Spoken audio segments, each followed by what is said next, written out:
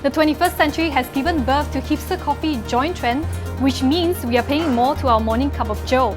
But does this little luxury need to hurt our wallets, or is there any better way? We speak to Room 203 founder Yeong Wen Tyng on providing affordable specialty coffee.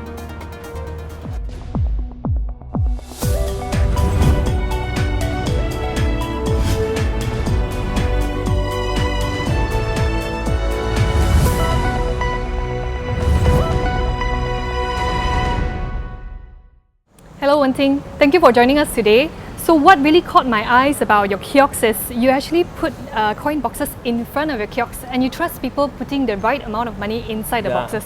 So you don't monitor changes at all. Why do you actually trust people to do that? We call it like taking a leap of faith.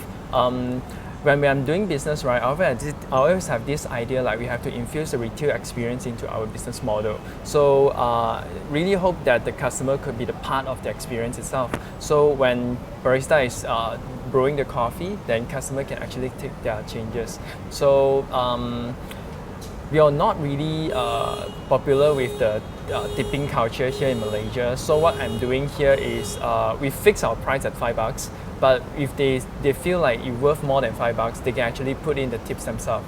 Yeah, so it's kind of like another way of doing tips culture here. It's not very common to do so in Malaysia. Yeah. Is this a trend in other countries, and how did you come up with the idea?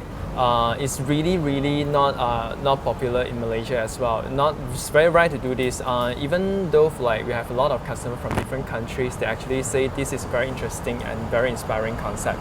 So how did I get these concepts? Actually, I don't really like the concept of if we are doing F&B industry, we have to act like a humble servant to serve people all the time. So what I'm trying to do is we preserve our professionalism as brewing coffee and let the customer deal with the payment method themselves. Yeah, it's like gaining mutual respect for both sides. So we talked about pay forward coffee when I first came here, and you used to do that for your customers. But how come you're not doing it anymore? Is it about the culture here in Malaysia? Yeah, some people have done this before. They thought of this is a good idea to pay forward to the next customer. I mean like a random customer. But the thing is, I found out the next customer who being to pay forward from the previous customer, they not really feel comfortable.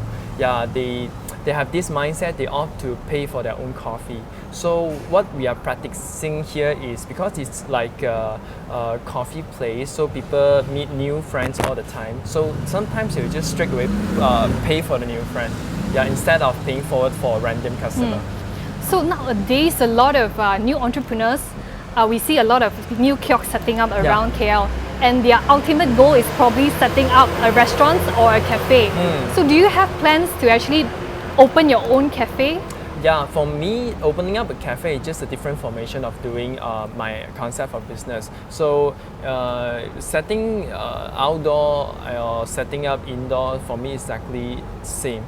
So it depends on locations, because it doesn't matter if we're setting up outdoor as a kiosk or indoor as a cafe, we're still selling $5 of coffee. Yeah, so it really depends on the concept and location and design. And you also claim to be the first coffee brewing bar in Malaysia which sells all your drinks ringgit, cappuccino, latte, coffee, all kind of coffee, long, black. Yeah. So should companies like Starbucks or Coffee Bean, should they be worried? They should actually, because why I'm practicing this idea is actually by observing other countries, right? Their subculture of brewing coffee is actually very good. Like Australia, they're selling 2 to 3 Aussie dollar nowadays for a cup of coffee, and even Singapore, they're selling 4 to 5 Sing dollar as well, which is compatible with their minimum pay. So they can easily enjoy 3 to 5 cups of coffee every day. But for us, right, our selling price, the market nowadays is actually 10 to 15. Yeah, so which is very expensive. So it's very tough for new drinker to go into It's very expensive. Yeah, to taste the specialty graded coffee. So for me to cultivate this culture, I'm planning to replicate whatever I have done at other countries. So we're trying to do is to bring down the price, which is compatible with our minimum income here in Malaysia. what's your cost of opening a kiosk like this, and what's your plan moving forward? Are you planning to build more kiosks in KL? Yeah, exactly. We are actually aggressively expanding nowadays. By building up a kiosk, it's actually not that expensive because people don't really have idea what kinds of machines serving what kinds of purpose of coffee. So for us, right, we spend 15 to 25K for the machine setting up, and the rest is actually depends on the design of the kiosk itself. We are planning to do different design for each kiosk, even cafe as well.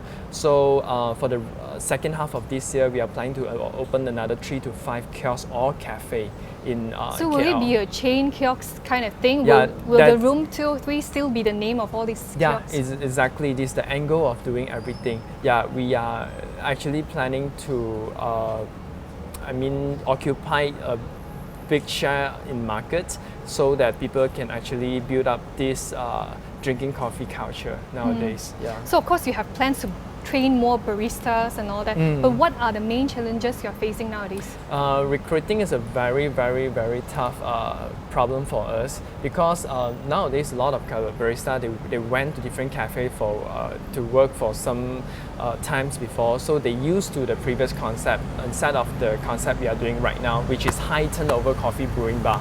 Yeah, so we are brewing somewhere around 200 to 300 cups of coffee every day, which requires very, very high skill.